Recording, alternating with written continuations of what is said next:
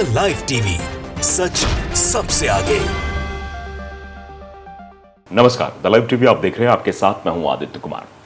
दरअसल मोदी जी जब 2014 में बनारस में चुनाव लड़ने गए थे तो उन्होंने मां गंगा ने मुझे बुलाया है शब्द का इस्तेमाल किया था। यानी उन्होंने मां को गंगा मां कहा था और ये कहा था कि मां ने बुलाया है। और गंगा के सफाई को लेकर मंत्रालय भी 2014 में सरकार बनने के बाद बनाया गया। लेकिन गंगा की सफाई अभियान की अगर बात करें या फिर बनारस के सफाई अभियान की बात करें या बनारस को जो एक शहर बनाने का नाम दिया गया था, आप जानते हैं जापान का एक शहर, मैं नाम नहीं लूंगा क्योंकि आप परिचित होंगे, वो शहर बनाने की बात कही गई थी। लेकिन ऐसा कुछ क्या दिखाई पड़ता है, क्या सुनाई पड़ता है, क्या समझ में आता है, ये सब कुछ धीरे धीरे स्पष्ट होने लगा है। अब चूंकि चुनाव है तो पत्रकारों की टीम भी बनारस पहुंच चुकी है और अजीत अंजुम के एक स्टोरी ने दिखाया, बताया भी कैसे गंगा जी में नाले का पानी गंगा जी में डाला जा रहा है। गंगा जी का पानी पीने योग्य नहीं बचा है, ऐसी स्थिति आ गई है ना। मतलब पीने तो छोड़िए, नहाने योग्य नहीं बचा है। और अगर आप दशवाश में घाट पर पहुंच जाएंगे तो वहां की स्थिति देखेंगे तो गटर का पानी आकर गंगा जी में जा रहा है, जहां पर आप खड़े भी नहीं हो सकते हैं।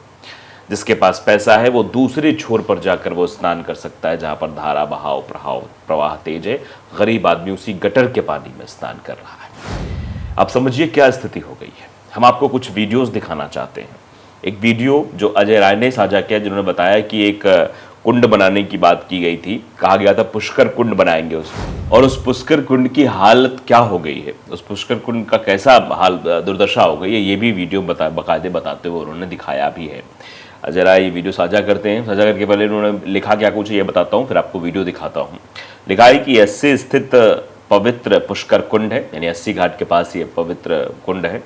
इस पावन स्थान की दुर्दशा किसी भी काशीवासी को विचलित कर सकती है, परंतु ये सत्ताधीश को नजर नहीं आई।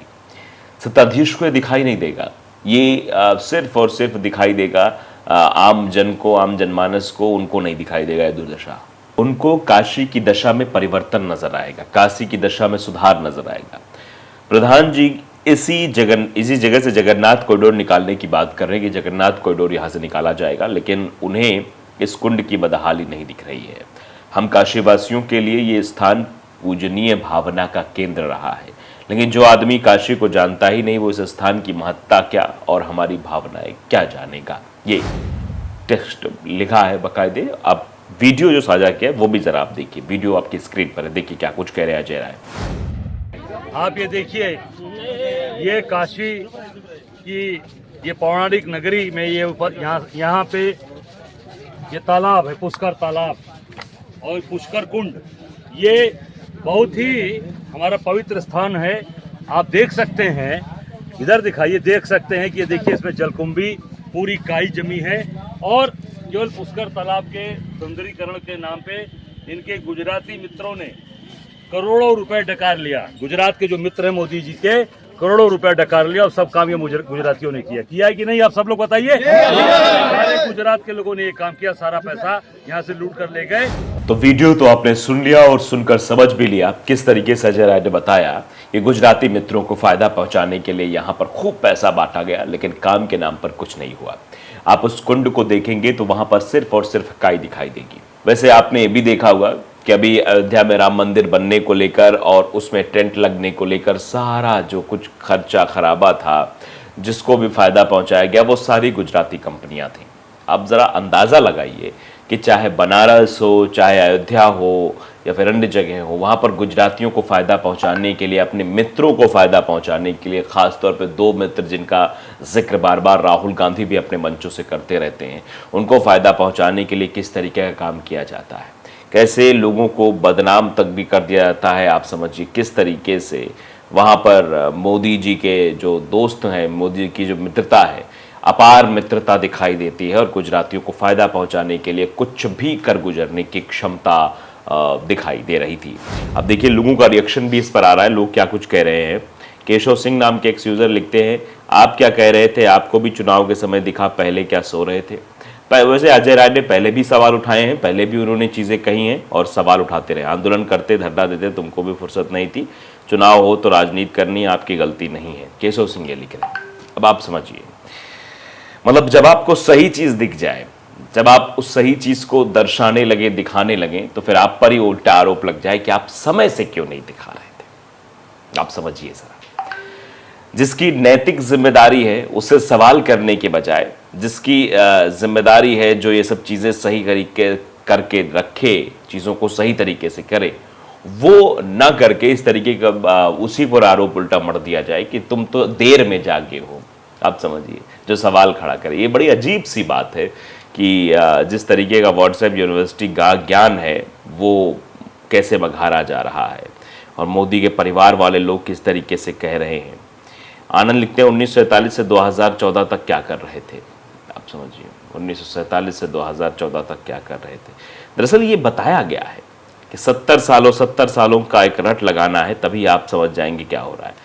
तौकीर आलम लिख रहे हैं, जो इंसान गौमांस वाली कंपनी से 250 करोड़ का चंदा लेगा, ये भी जनता सवाल खड़े कर रही है कि 250 करोड़ का चंदा लेगा, वो धर्म को सिर्फ दिखावा करके सबकी आस्था को चोट पहुंचाएगा। चंदा दो, धंधा लो। ये लोग कह रहे हैं कि जो बीफ कंपनी से एक तरफ गौ को माता कहा जाएगा, दूसरे बीफ कंपनियों से चंदा लिया जाएगा, तो फिर तो सवाल जनता के द्वारा पूछा ही जाएगा। जनगणमन लिख रहे हैं, ये सब आप बनारस के हित में पहले भी कर देते, आप तो रेगुलर बनारस में ही रहते और भूल गए कि आप भी बनारसी ही हैं। समझिए, अजय राय अगर सवाल खड़े कर रहे हैं तो उन पर ही उल्टा सवाल खड़ा किया जाने की कोशिश किया जा रहा है कि आप अभी तक कहाँ थे, अभी तक क्यों नहीं आप आवाज़ उठा रहे थे। जबकि अजय राय समय समय पर सवाल उठाते रहे, समय समय पर बनारस की जनता के लिए बात करते रहे हैं, क्योंकि आप जानते हैं कि पिछले 2014 के बाद से विकास की गंगा के नाम पर कुछ बहा नहीं है, बल्कि गंगा माँ तो दूषित हुई हैं और दूषित हुई हैं। वीडियोज़ भी आप देखिए, वहाँ के संत समाज भी क्या कह रहे हैं, कह रहे हैं माँ गंगा में एक बूंद भी जल नहीं है। जरा आप सुनिए क्या कह रहे हैं। एक बूंद भी जल गंगा में नहीं है। हालात इस कदर हमारे पहुंच गए कि सारा जल ऊपर निकाल लिया सिर्फ सीवर के पानी को साफ करने के नाम पे, और हटा लीजिए गंगा से सीवर का पानी और इसको भी रोक दीजिए तो बालू की रेती पे आप दौड़ते नजर आएंगे। सुन लिया आपने कि एक साधु संत समाज के व्यक्ति भी ये कहते हुए नजर आ रहे हैं कि गंगा में एक बूंद भी जल नहीं बचा है। ये गटर का पानी लगातार उसमें गिराया जा रहा है। तस्वीरों में भी आपने देखा, अजीत अंजुम ने भी स्टोरी की और बताने समझाने की कोशिश की किस तरीके से गंगा सफाई के नाम पर विभाग बनता है, करोड़ों रुपए डकार लिए जाते हैं, विभाग में करोड़ों रुपए खर्च होते हैं, लेकिन गंगा सफाई के नाम पर कुछ भी नहीं होता है। गंगा में सिर्फ और सिर्फ गंदगी दिखाई देती है, वहाँ पर जो हालात हैं वो बद से बदतर दिखाई देते हैं। अगर इस तरीके से चीज़ें होंगी तो फिर सवाल तो पूछे जाएंगे, और सवाल जब पूछे जाते हैं तो इन लोगों को मिर्ची लग जाती है कि अभी तक आप कहाँ थे। द लाइव टीवी को अगर आपने सब्सक्राइब नहीं किया, जरूर करिए, बेल आइकन दबाइए ताकि सच खबर आप तक पहुँचती रहे। नमस्कार। द लाइव टीवी, सच सबसे आगे।